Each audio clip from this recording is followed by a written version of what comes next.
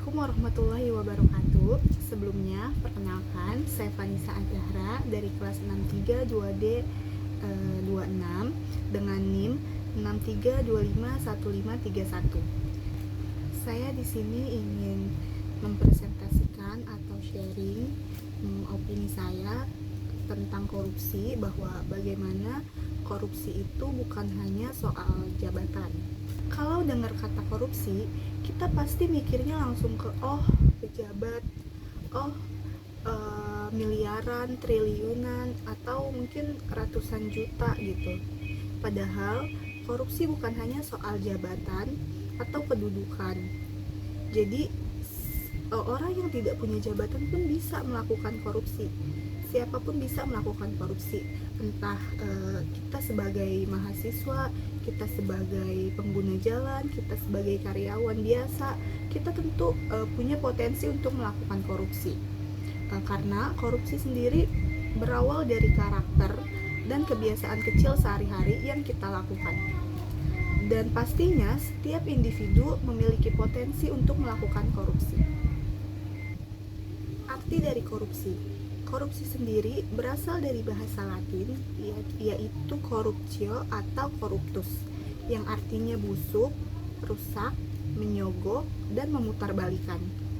Jadi, korupsi adalah tindakan curang demi mendapat keuntungan pribadi atau kepuasan pribadi dan tidak berdasarkan pada uang atau jabatan.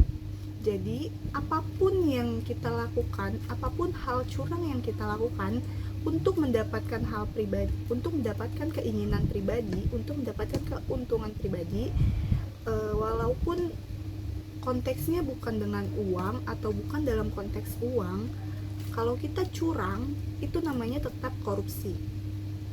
Jadi, korupsi tidak hanya terbatas pada uang dan jabatan. Nah, ini adalah beberapa contoh tindakan korupsi yang bisa kita temui dalam kehidupan sehari-hari. Yang pertama, kita semua tahu bahwa mencontek adalah perilaku curang yang dilakukan ketika seseorang yang tidak belajar tetapi ingin mendapatkan nilai yang bagus, maka dia melakukan tindakan curang tersebut, yaitu mencontek. Selanjutnya ada pedagang kaki lima yang berjualan di trotoar. Dan kita semua juga tahu bahwa trotoar fungsinya adalah untuk para pejalan kaki yang disediakan di pinggir jalan. Tetapi sekarang itu banyak banget trotoar yang isinya malah penuh sama pedagang kaki lima. Jadi pejalan kaki tersebut itu tidak bisa merasakan manfaat dari trotoar tersebut. Mereka jalannya pun harus tetap lewat turun-turun ke jalan raya, yang mana itu sangat bahaya sekali. Nah, bukan berarti kita melarang orang lain untuk berdagang atau mencari rezeki, tetapi niat yang baik pun harus diikuti dengan cara yang baik, yaitu dengan tidak mengambil hak orang lain.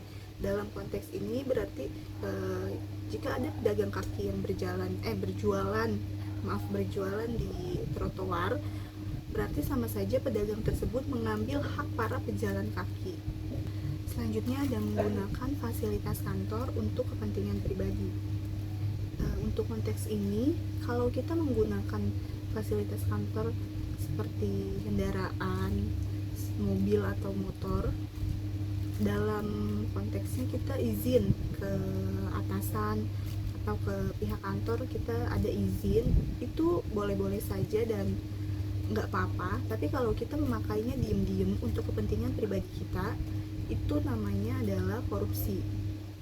Yang keempat ada memberi uang damai kepada polisi, yang mana kita tahu sering banget terjadi kalau masyarakat kita tidak taat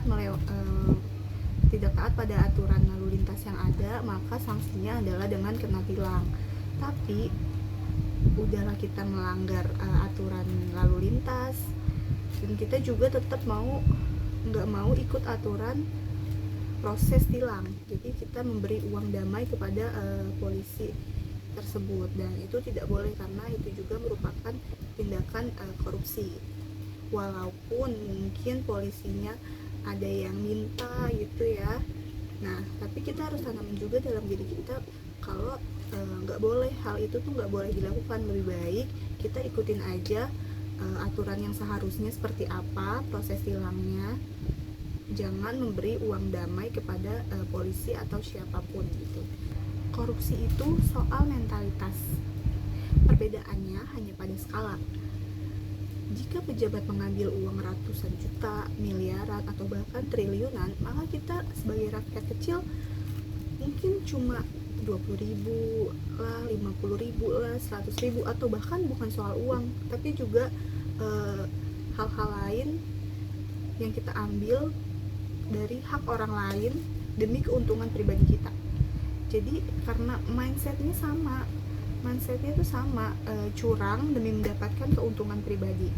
Karena korupsi kecil yang kita lakukan, kalau dilakukan secara terus-menerus, itu akan menjadi hal yang besar. Korupsi itu kan dilakukan karena kita ingin hasil yang cepat dan instan gitu. Karena manusia itu cenderung suka hasil yang cepat, tidak mau menunggu, tidak mau berusaha lebih keras, pengen sesuatu pokoknya cepet dan instan langsung didapat gitu. Dan godaan itu muncul ketika kesempatan ada. Walaupun kita tadinya nggak punya niat untuk melakukan hal tersebut, hal curang tersebut, tapi ketika kesempatan itu ada, godaan akan datang. Jadi balik lagi ke diri kita sendiri, kita bisa menahan godaan tersebut atau tidak.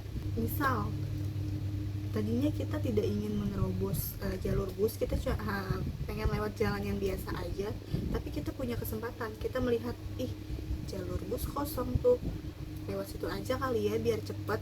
Padahal tadi kita nggak ada niatan untuk lewat situ, tapi karena kita melihat dan godaan itu datang, jadi muncullah pemikiran itu. Nah, pelanggaran kecil inilah yang melatih keberanian kita untuk melakukan pelanggaran-pelanggaran yang lebih besar lagi. Dan otak manusia itu sering banget membenarkan kesalahan atau mencari-cari alasan untuk membenarkan kesalahan tersebut. Jadi misal ketahuan nyontek atau mencontek, dia mencontek dengan alasan yang lain juga nyontek, kalau gue nggak nyontek nanti nilai gue kecil sendiri dong.